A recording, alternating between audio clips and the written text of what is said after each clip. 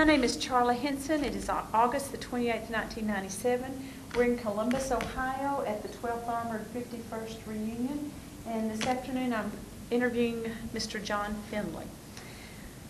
First of all, I would like to know full name, where you were born, and the date of your birth.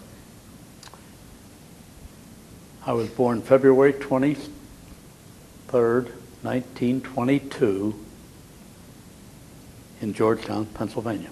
And your full name? John Martin Finley. Okay. Tell me about your family, the family that you came from. How was it made up? I had 3 older sisters, a younger sister, and a younger brother. There were 6 children in the family. Okay. If you were to think about what your parents taught you, something that's really made a difference in your life, is there one theme that they kind of always had in front of you as children? I think we were taught at a young age to respect. I think the word respect would cover a lot of bases. Is there something that they taught you that helped you get through your experience in World War II? Yes, my belief in our Lord and Savior. My mother was organist for our little church, an Episcopal church, and we wouldn't think of going to a movie on a Sunday or playing ball or anything of that nature. And we weren't religious fanatics or anything, but we were taught the Bible. As you look through, kind of get me through your educational years, through the end of high school and what year you graduated. I went to the grade school there in Georgetown through 8th grades. And then I was a tuition student over to Midland High School, which is about 2.5 miles on the other side of the river from Georgetown, and graduated in 1939. And then after a year off school, I went to college to Kenyon College in Gambier, Ohio, for 1 year. And then I met up with Uncle Sam after that year. So they enlisted you? Excuse me? They enlisted you, or did you enlist yourself? No, I was drafted. You were drafted. My father was a draft board member too. Okay. So where were you inducted into the Army, and where did you go for your training?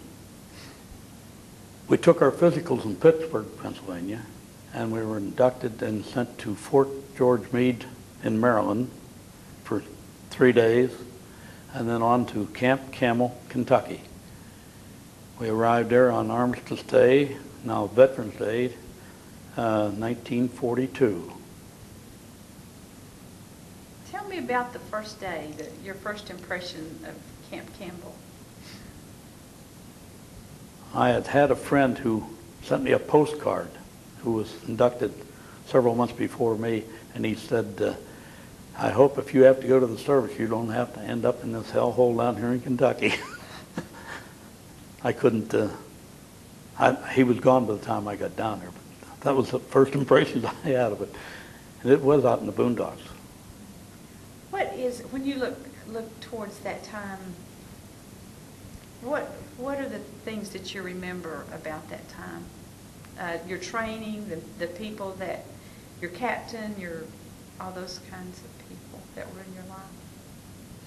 Well, we had our company commander was an older gentleman, but he was very fair and a good leader. What was his name? Captain Blackford, Okay. Eugene Blackford. And our platoon leaders were usually younger men, and second lieutenants and first lieutenants. We had a lot of cavalrymen from the old cavalry, and they weren't much up on the mechanized end of the armor. They were used to horses and pulling cannons and that sort of thing. And those fellows were all right. They were older, but I don't think any of them, well, to my knowledge, none of them went overseas when we did. They were all mustered out before we went overseas. But it was a different life than what I was ever used to. Was it hard getting used to all the rules and all that? Not really. All you had to do was obey and have respect for the people in charge. And fortunately, we had some good leaders. You learned a lot. I can't say that I ever, even the fellows that I was taking training with, never had any words or anything like that with any of them. It was hard work, long days, and that's what we were in there for, though, to learn. We dreaded the 25-mile marches, though, so they were tough. How often did you do those? Too often. Oh. Oh, maybe through basic, maybe 3 or 4. But you were always, no matter where you went, you were always on the shanks where your 2 feet. There were no vehicles except the Army vehicles there. And of course, the nearest town of any size was Nashville, Tennessee. And the transportation was very, very poor back in those days. So we usually did a lot of hitchhiking. But overall, I can't complain. I could have been treated a lot worse. What was your specialty? What were you trained in a special field, or did you have just general training on all aspects of Army life? Well, I went into what was called a recon platoon. That's where I had my basic. And of course, the recons, they were supposed to be the leaders and so forth. But then that sort of changed later on, and I just became a regular GI in the Armored Infantry Battalion, or company. Okay, tell me about the Tennessee maneuvers, the things that you remember, your experiences, all that. Well, I can do that in about 2 words. I wasn't there. Oh. I had the misfortune of going home on leave after basic training and then ending up in the hospital. And I had an appendicitis on the way home on the train, and 2 of my friends from back home. If they hadn't been along, I probably wouldn't be able to make it through to get back to Pennsylvania. But I had appendicitis plus pneumonia at the same time. So I missed the maneuvers. I didn't rejoin the outfit until they went to Camp Barkley, Texas. So what month did you end up in Barkley? I came to Barkley in the spring of '44. Okay, and they had been there, they went in 43. Later in the fall of '43. Okay, 43. Okay, what was your first impression of Texas and Camp Barkley? It wasn't anything like Camel. We were in those plywood huts, I think about 22 men to a hut. The wind never ceased to stop blowing. It just blew all the time, and you'd waken up in the middle of the night and you'd grit your teeth and you had sand in your mouth. And, we put in a hectic summer at Camp Barkley before we went overseas, just from the training and maneuvers and the heat mostly. So which company were you in? Squad? I was in, I had been in headquarters when I went in, headquarters company in the recon platoon, and I ended up in C company, the same battalion, in a rifle platoon. In a rifle platoon? Rifle squad, yes. Okay. So you rejoined the men that you knew in Campbell, correct? Did y'all have any more that were added? Did y'all end up being one unit together, squad, or did they have replacements or anything? Did they need men to fill out your... During the training in Barkley in the spring of '44, an awful lot of, they did away with the ASTP program, and we received an awful lot of young, smart boys. And they came in and trained with us for several months before we embarked for Europe. Did their coming in make much difference in how things were run, or what it felt like to be there? No, I had a lot of respect for them because they were younger than what I was at that time, a year or so, and they were good students and were good learners, and they turned out to be real good soldiers. What was the general, as you think about the general attitude, was there a lot of disappointment about them closing down their programs and ending up being put in the Army before they really thought they were going to be, and cut short their education? I feel that, yes, these boys, for a while they stayed pretty much together, and after a few weeks, while they mingled with the regulars that had been there. Did the captain treat you any different before or after the ASTP? I mean, did he have to do anything different? Well, changing from headquarters company to the line company, C company, I had different company commanders and all. And it was a little bit different, yes, but not to the point, that it was unbearable or anything. And your captain's name was? Captain Gombos, Gombos. He was a terrific field instructor. Now, did he go to Europe with y'all? Yes, he did.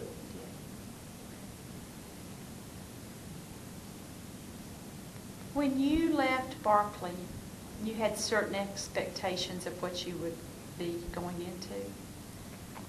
Looking at those expectations and then looking at what you experienced, were you ready for what you faced?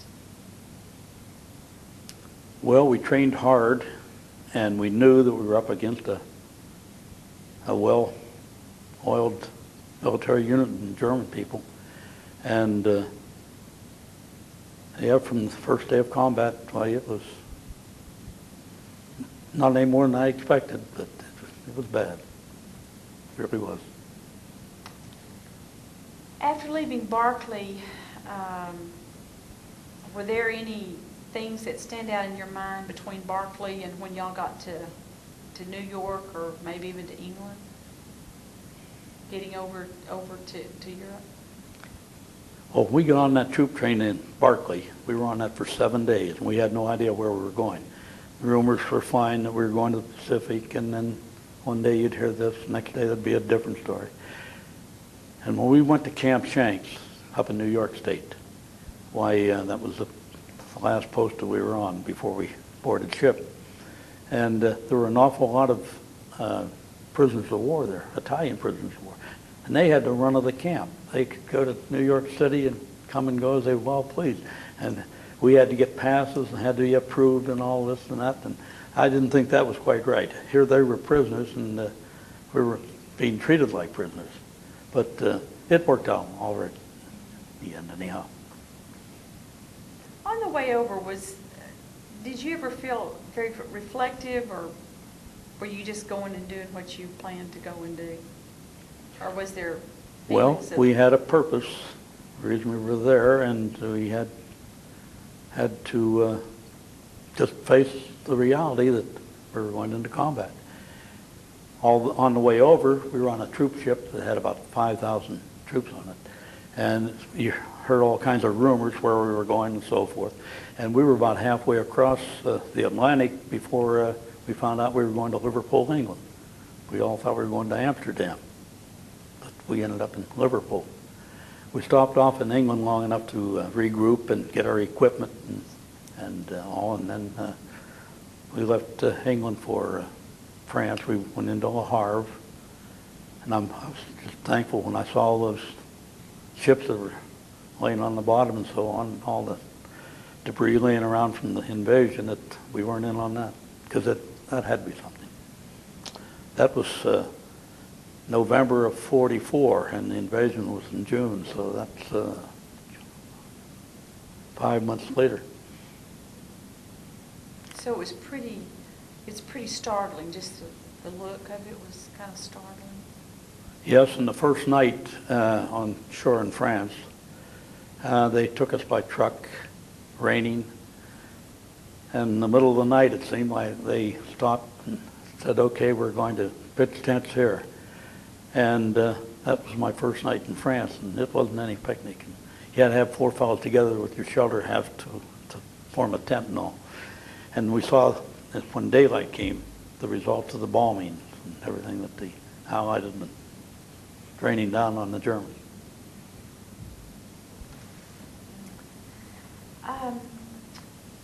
What was the first action that you saw? Up on the Maginot Line, we went by half-tracks and tanks and carriers to Luneville, France. And from Luneville, we went by foot to the town of Binning, B-I-N-I-N-G, of which the Germans had a pretty good barracks there, I would call them, where they were housed. And they had half the town, and the troops that we relieved had the other half. But no action had taken place for several days before we got there, because we saw some GIs that had been killed probably a week or so before that. And that wasn't a very good sight. And we were in that town for, I think, 3 days prior to moving out to rid the barracks and drive the Germans back. At night this when we used to do our seeking out and sending out patrols and all. But the day that we started to clear the town, why, it was daylight. And I was what they called a platoon runner. I would take messages from the platoon leader back to the company commander. And the first night, I went back to the CP. Why, it was middle of the night, raining, miserable, and somebody there at the CP said, "John, why don't you go ahead and take a nap there for a while? When we want you, I will send you back up to your platoon." And the first fellow I laid down beside, I tried to talk to, and it was dark, and I reached over to touch him to see if he was awake, and he was stone cold. Here he'd been killed by a mortar shell that came in, concussion and killed him. That was our first casualty, to my recollection. Well, then, a day or so later, we commenced to move out, and that was my duties at that time. And the first man in my company, in my platoon, to be wounded was a young fellow from Philadelphia who had an arm wound. And I talked to him for a couple of minutes and told him, I said, "Well, you've got $1 million wound. That was the way you get out of the service. You get $1 million wound." And I noticed that he wasn't taking it too well, but I didn't realize until about 3 days later, found out that he had gone into shock and died just from an arm injury. And it was strictly a shock. And from then on, why, it was just, we were up in that Maginot Line in bad weather, December of '44, and shortly after that, the Battle of the Bulge was on, and we had weather just the same as they did. You fought the weather and you fought the Germans. I think the weather was worse than the Germans. Was the Maginot Line, you read about it a lot. What was that like for the 17th? Unbelievable. I never saw such pillboxes. And they weren't to the advantage of the French people that built it. The Germans, when they came through there, they didn't have any trouble at all. They were mammoth. They were huge. And this was a stalemate along that sector of France. We just sort of stalemated there for quite some time. It wasn't until the middle of January that we went up to Herlesheim, and that's where our battalion, our company, really took a beating.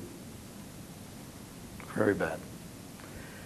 Our brass evidently didn't know that there was a whole German army up there, because it indicated to us that we could shove them back across the Rhine and continue on, but that never happened. It was tough. Weather was a terrible thing. We lost, up that first week in combat, up on the Maginot Line, 42% of our company was pulled back because they had frozen feet, trench foot. Those were figures I learned somewhere. I didn't know, but I know fellows I trained with and worked with for 20-some months, and first week in combat, weather back, not injured, not wounded or anything, but had frozen feet. We didn't have the proper footwear and clothing for that kind of an operation. We didn't get to the heavy shoe packs and that until probably February of '45. So I, just not what knowledge I had of keeping your feet dry and so forth, I kept an extra pair of socks in next to my body, and I would change my socks every day if I could. Of course, there were days, you know, that you didn't even have time to do that. How did you deal with physical exhaustion? How did... I don't know. There's something about when you have to have strength to do things, somehow our good Lord gives you that strength. And the worst thing I encountered my days in combat were young fellows coming into the outfit as replacements and didn't have maybe 12, 14 weeks basic training and that sort of thing. And a lot of them didn't even know if an artillery shell was going out or coming in and that. And those boys had you jumpy because you couldn't put them on guard duty alone. You had to put a seasoned fellow out there with them. But they were a problem for a while. But didn't take them long to learn either. If they survived the first week, why, they were usually pretty good GIs. So they just had on-the-job training? I would say so, yeah. And a lot of them, they even flew them to Europe and brought them in. How did you as the regulars, or whatever you call it, what did y'all call yourselves, the guys that had been there the whole time? Was there just the replacements and then y'all? Well, usually the veterans. The veterans, so y'all were called veterans, and they were the... Anybody who was in there more than a week or so, he became a veteran in a hurry. So did y'all take it upon yourself to kind of teach them? I've heard some people say, I tried not to get close to people. You just sort of put a barrier between them and you. Was that in your experience, or was that an issue with you? Well, if you weren't being fired on and so forth, you could pretty much pick your buddy that you wanted to dig a foxhole with and that sort of thing. I mean, in the same company and platoon and all. But no, we had, well, like a friend of mine from back in Monaco, Pennsylvania, who was killed 3 days after the Rhine. He and I shared many a night in a foxhole on the Maginot Line. And my job at that time, I was not there every night, but most of the time I had to go from where the front line was back to the company CP. Then later on, as we had casualties and people leaving because of trench foot and so forth, it came down where our veterans were getting pretty well thinned out. Their ranks were, and people were moving up. Fellows were getting battlefield commissions. And at one time, C Company did not have a officer other than an enlisted man in the whole company. Of course, this came later on when we were with General Patton. He kept you moving pretty good. But at one time we had nobody but non-commissioned officers running our company. But we had quite a few fellows decline battlefield commissions, and a lot of them took them as they were offered. Why would they decline it? Didn't want the responsibility. A fellow was much better off if he could have stayed a private and could look out for himself. But when you had other men to give orders to on that, and then something happened, it pretty well crack you up. But the seasoned fellows, they were weeded out pretty fast there after we got with General Patton anyhow. He kept us moving. Where were you? No, first of all, this is going back a little bit. With the men that you were with in Campbell and Barclay in the C Company, how many of those same men finish the war together?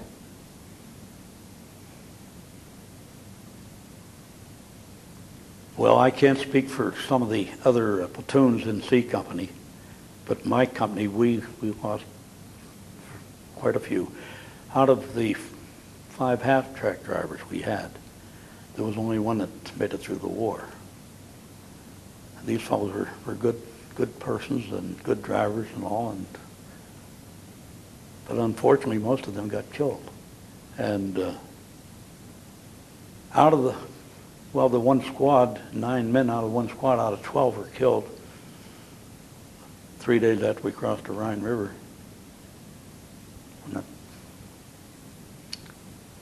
Plus other fellows from other half-tracks coming to their aid were also killed.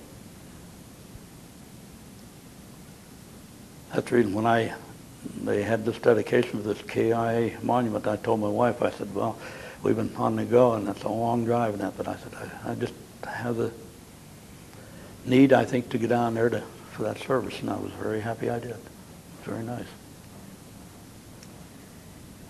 Well, let's go back to, let's get you to Herlesheim.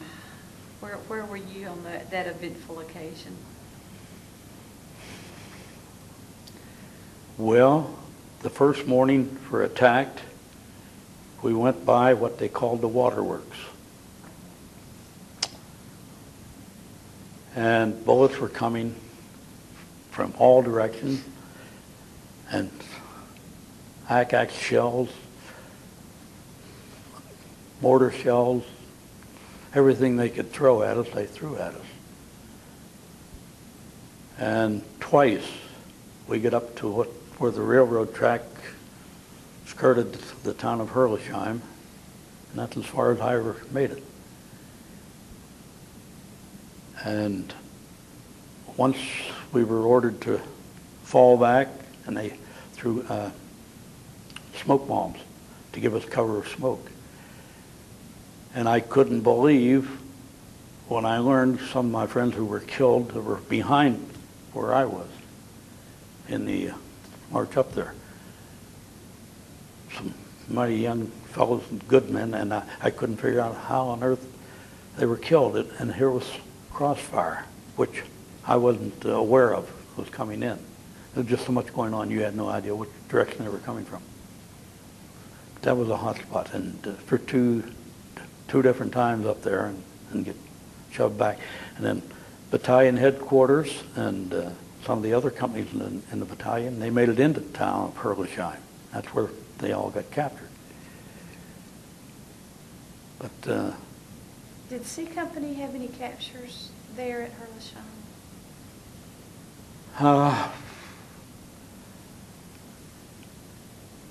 I don't believe they did. But we had an awful lot of casualties, though. But I don't think we had any POWs. No, I'm sure we didn't. How many were left out of C Company after Herlesheim? Oh, I've looked at the roster from time to time to see the wounded and those killed. And I have it in my company history book there, but I don't have them tallied up. But out of all the deaths in the division, the 17th had the most casualties, and our company, I think, had the most boys killed.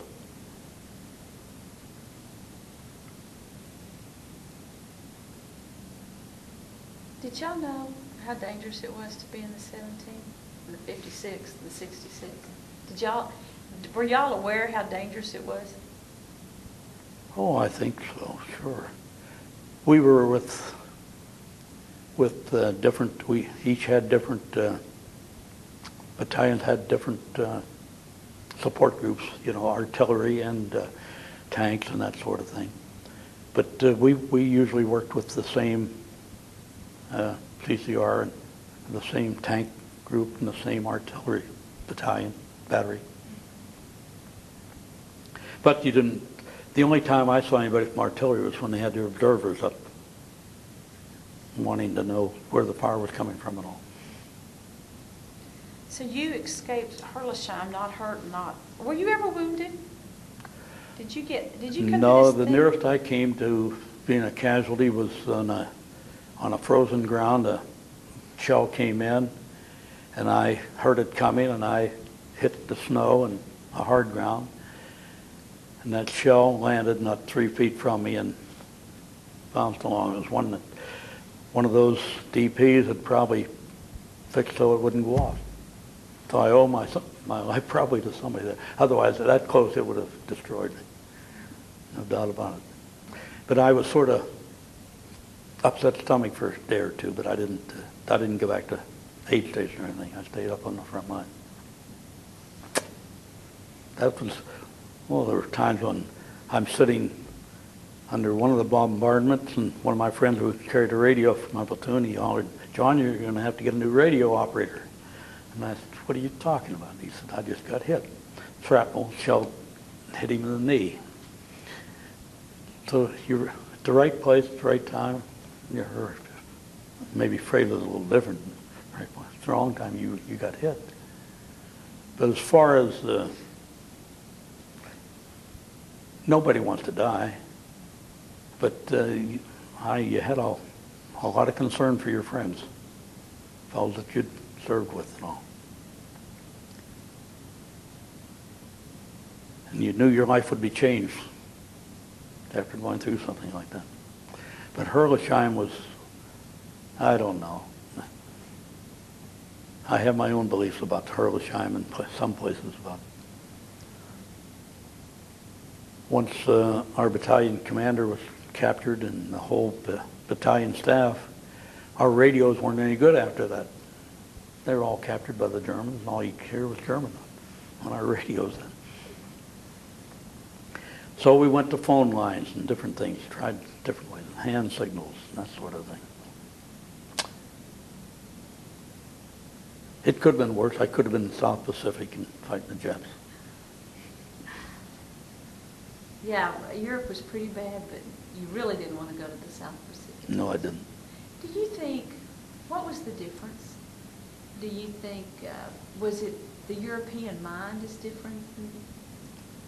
The wars were just fought differently in Europe and stuff, or why was that so different? Well, I knew that the Japanese, after Pearl Harbor, I knew I wouldn't trust any of them. But I lost a lot of respect for the Germans when I saw those concentration camps later on. Just unbelievable. Tell me about that, if you can. Well, of course, they had people in from all countries in Europe. We saw them in DP camps, and there were the Polish and the Belgians and the Lithuanians and the Mongolians and the Russians. And the first time I saw those Mongolian people, I was scared to death. We were driving from Nuremberg toward southern Germany, and they were slave labor. They had them working back in the mountains in munitions factories. You drive right by and you would never know there was a factory there. Those people just scared me to death. And they were half starved, and their eyes were bulging out, and no shoes on their feet, had their bandages or cloths around their feet. And then one night when we took the town of Ansbach right in below Nuremberg, that was a pretty good DP camp there, and we thought we'd do them a favor, and we released them when we took the town. In the middle of the night, we had to get out and round them up because they were burning down all the German homes that people had given them hard times. But when we were moving after the Rhine, oh boy, that was something. I haven't had many people tell me about that period of time. Can you give us some information, kind of what it was like for you? Because people just don't, I just haven't had people tell me about what it was like after the Rhine much. Well, after we crossed the Rhine, we went night and day, and the only time General Patton would really stop was when you were out of fuel. And you'd run out of fuel, you couldn't run tanks and half tracks and that. So he was always bickering with the higher-ups to get him. He wanted to go to Berlin. I know that's what he had in mind. And they kept slowing him down. But once we got across the Rhine, and we were going in the outskirts of Nuremberg, then we were changed. We came up from General Patch's army, the 7th Army. We went up to bolster up the 3rd Army after the Bulge. And once we got out in the outskirts of Nuremberg, and then we were headed down what they called the Romantic Highway, Regensburg, Dingelsbühl, and all that, why, we were going like the armor should have been going. We were really moving. But we were stopping when it got dark. We ceased operations because they were laying in wait for us when we were with Patton and blowing up any vehicle they could, at night with their Panzerfaust. But going down that Romantic Highway, that was a treat for us because we had them on the run. We really did. And the opposition was almost nil. And they had no Air Force at that time. I mean, they had an Air Force, but they didn't have the fuel to operate the planes. And then below Munich, we were running down the Autobahn, and word came to us that there's something back in those pine woods that are shining, and we got in touch with the Air Force, and sure enough, that was an assembly plant there. So we were fortunate. The planes were assembled, ready to go, had no fuel. So the Air Force bombing out the oil fields saved a lot of lives. Those planes were intact. All they needed was a fuel. They used the Autobahn, 4-lane highway like our interstate. That was their runways. They come out of brought those planes in out of the woods, out onto the Autobahn, and away they went. Did they destroy the planes? Did y'all destroy all those planes you found? I don't know what happened. A day or so later, while the Stars and Stripes and the High Brass were all there looking things over, we stayed there one night was all. But when we left, it was secured, and otherwise a lot of those people wouldn't have been up there. But that was a good sight to see. They were on the ground. Because the first time they ever strafed our outfit was on Easter Sunday, 4 days after the Rhine. And instead of coming down our column, they came across our column. Well, the time we would hear them, see them, they would be gone because so far ahead of the sound. They were fast. In our planes, we didn't have jets at that time. So they were that far ahead as far as technology from us in that area. Oh, they were ahead of us in all phases for warfare. Their machine guns and the machine guns, they could change barrels, and they get burned up. We'd have to put on asbestos gloves and all that sort of thing. All they did was a couple clicks, and out came the old barrel, and they'd stick a new one in. Hey, they prepared for that war for a long time. As soon as World War I was over, Hitler was trying to start. He came into fire, didn't he? Fast. Were you,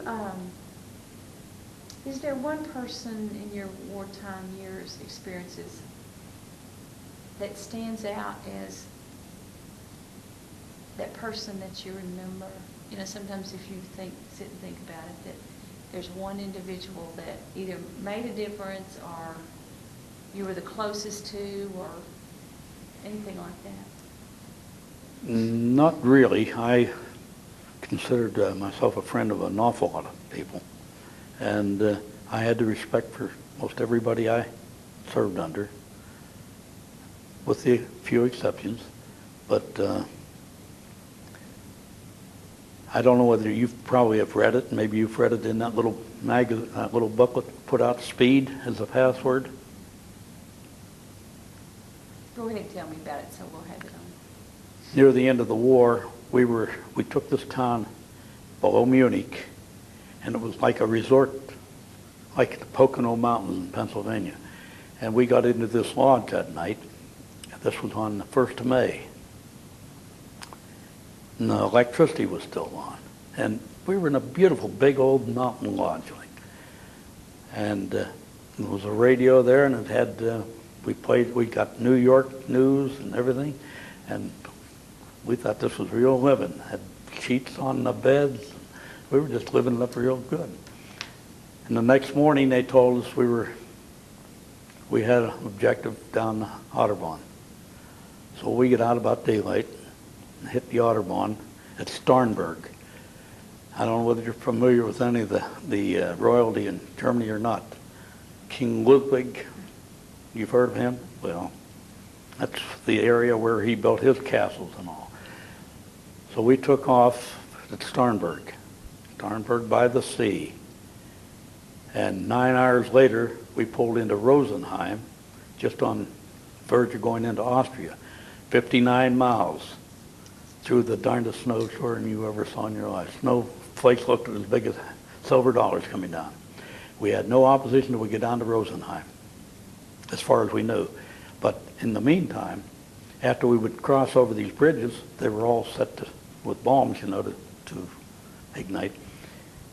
We found out that we'd gone too fast, and they would sneak in behind our forward movement and blow up a bridge. So it blew up this one bridge, and we were out there for 2 days and didn't know it. But I was in one of the lead half tracks. You've got the 4-lane highway, 2 lanes and a divider, like our interstates.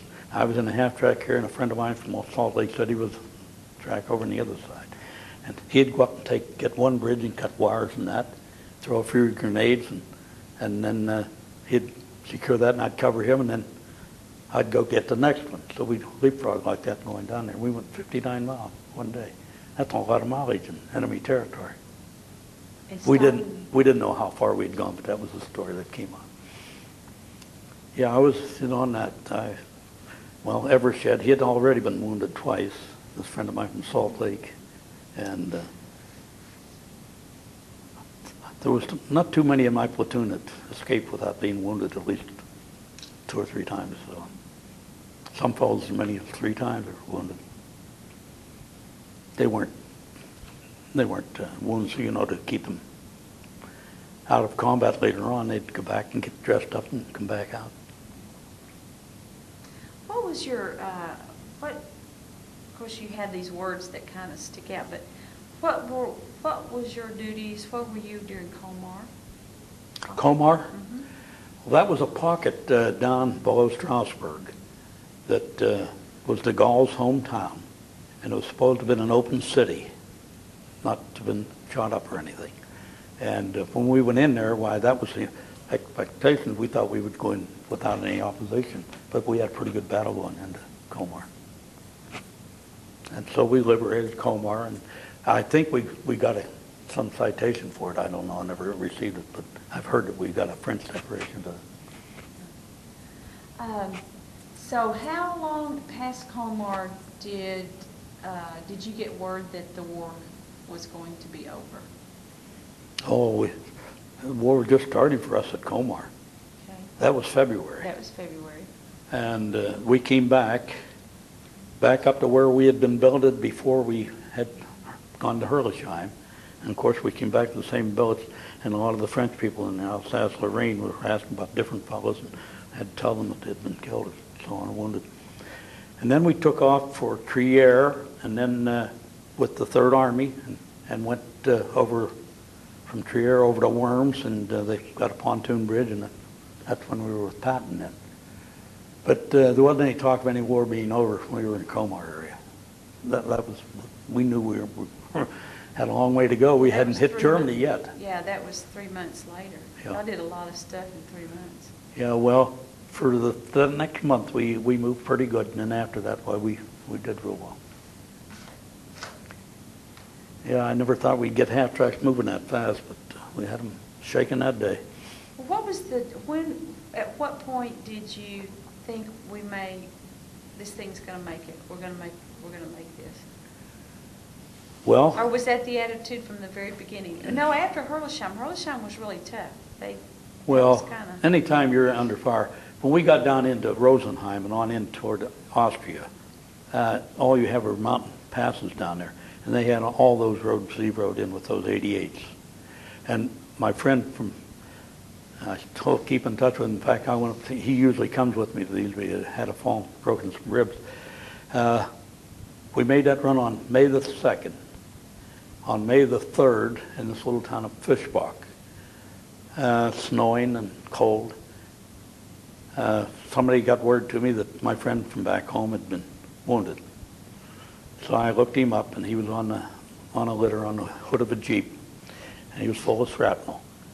And one of the 88s hit a building that he was in, and a major alongside of him was killed. So they were still killing. This was on the 3rd of May. I kept going, and I went on through the next couple of towns.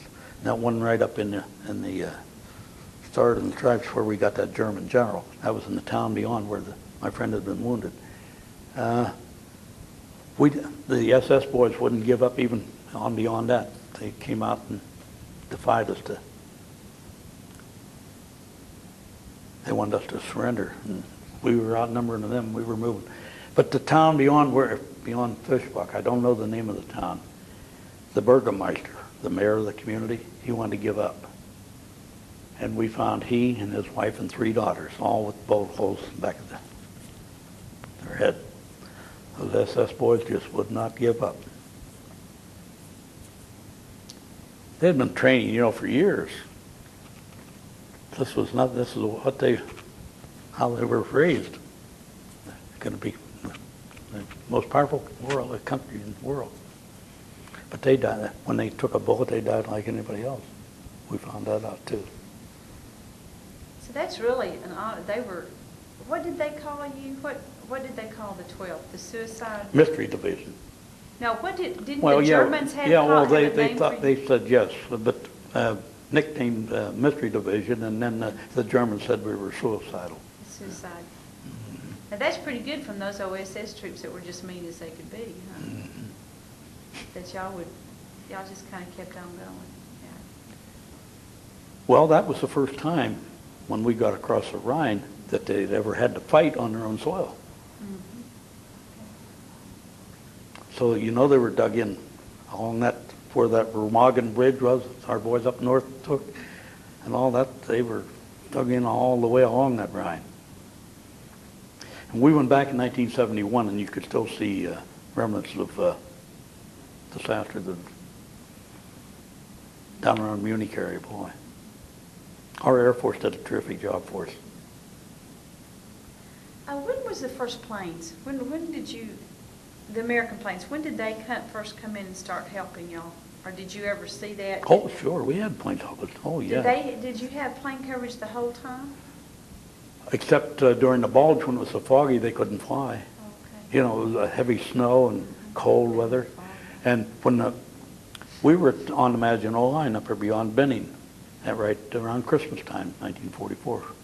And I think it was Christmas Day or Christmas afternoon that the clouds opened up and out came the sun. And we were up so close to where they were making their runs that you almost reach up and grab a hold of them when they were coming back. Some of them had been hit and were burning, but they were back over our lines. That was a good sight. But at Herlesheim, we had some coverage, mostly the fighter planes, not the big bombers. It was just fighter planes, P-51s, P-38s, P-47s. When you look back through your war's experiences, is there something that you learned, or like if somebody were to see this tape in 20, 30 years, is there something that you learned that you would like to share? Something you'd like to tell people in 20, 30 years? Well, for a long time, nobody liked to talk to it. But then after we made that trip back to Europe in 71, that was, 16 years after World War II. You were with a group from every unit in the division was represented.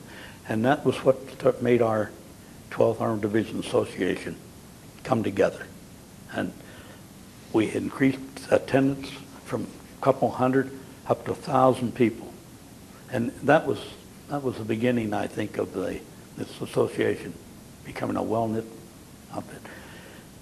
We did the job over there that we had to do by cooperation, and after the war was over, why some of my best friends are people that I didn't know during combat, but I've gotten acquainted with after that trip to Europe.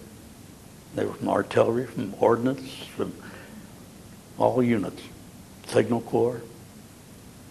You hear things about Vietnam and the different wars and how it's very difficult to get over those times. And y'all went through a lot of horrible things and saw a lot of horrible things and smelled a lot of horrible things. How has the association and your relationship with these men, in any way, does that help heal the wounds and the memories, the things that y'all experienced? Or was there a need of healing? Well, I think we knew we had a purpose for being there. And the poor boys that were sent to Vietnam, they weren't sent over there to defeat those people. That was a political war. And look how those youngsters came back from there with their lives messed up from dope and all that. We never knew what the word dope, what it meant or anything, really. It was never discussed. And those poor kids, I know I had some of those boys who were customers of mine where I worked. Before they went over to Vietnam, they were good young fellows. They came back, they were so fouled up they didn't know where they were. And they're still that way today. You go to these Veterans Day parades and things, and some of those fellows look older than World War II fellows. You know, and they've got long beards. You go down around D.C., the monument down there and all. That's a shame. And the Korean War was the same thing. Look how closely these wars were right after World War II. We had fellows from the 12th that stayed in reserve, and they went to Korea also. They couldn't get me drunk enough to sign up for reserves when I came out of the service. I tried to. They had day rooms open, you know, an open bar. What was the day, what was your feelings, what's your experiences the day that you found out that war was over? Well, I just get down and prayed. I was so happy. I really was. It was quite a relief. And then the next thing was waiting to get a boat to come home, though. I was there, the war ended in May, and I didn't get back home till the following February. I was discharged February 1, 1946. Gave me a lot of time to think about it and to get settled down, though. But when I went home, I shared a bedroom with my younger brother who was in the Air Force, and he was home before me. And I just forewarned him, when you want me, rap on that door hard. Don't come in and shake me, wake me, because I might come up out there fighting, I don't know. That was the reactions you had, though.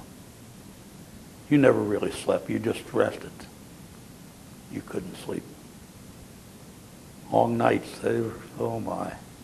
From daylight till dark wasn't bad, but from darkness to the next morning. Long, long days.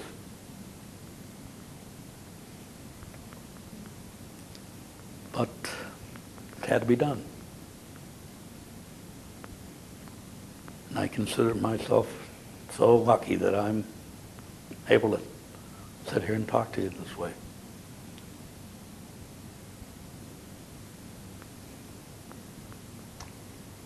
Well, we've gone through a lot of stuff, and I've asked a lot of questions. What things have I left out that I haven't asked you that you want to tell me about? I think you've covered pretty well. Have I covered You've been doing these interviews for quite a while. You're doing better than I am. No, I think you've done a very good job. Well, I always like to give people a chance, because sometimes there's things that I won't know that you know you really wanted to say and stuff. No, not really. I sometimes wake in the middle of the night and get to thinking about things. But a lot of those, even my wife doesn't know. I think she has an idea once in a while, but I don't think she never pressured me, asked me questions. My kids, they have been coming to these reunions for a good many years, and took them back to Europe on that trip. And that was the best thing I could have ever done. Man, out here in the hall today, I saw him, he said, that was the best thing in the world. He said, I should take my children. And it was good. It was a good experience. In fact, my younger daughter, when she graduated from high school college 12 years later, she and two of her friends went over and backpacked Europe. And she saw more of Europe than I did. I was there 19 months. But she ran into some of the nicest people down in Switzerland. People took them into their chalets and put them up for the night and fed them and everything. But it's been quite an experience for the kids, though. But I was pretty well settled down before I started having a family. Thank goodness. And some things you can't tell, or you won't tell. It just makes you wonder, do you talk in your sleep and this and I don't do that I know of. I walk in my sleep. I've done that. I know that. But no, it's quite an experience. Well, I appreciate the time you gave there. Well, I thank you for putting up with me. I'm sorry if I interrupted and got you delayed your dinner or something, but They'll wait for us. That's I've been fine. meaning to. I've had the stuff together from different times, and my wife say, "Oh, why don't you take it to the next meeting, or why don't you send it down to Dr. Williams?" I said, "No, we'll get it to him someday." You keep putting off, Well, I appreciate it. And I'll scour around and I'll have some more stuff for you too. I'll get some pictures made of those. If you really could, and then if you could label those, because you remember so much of that. Have you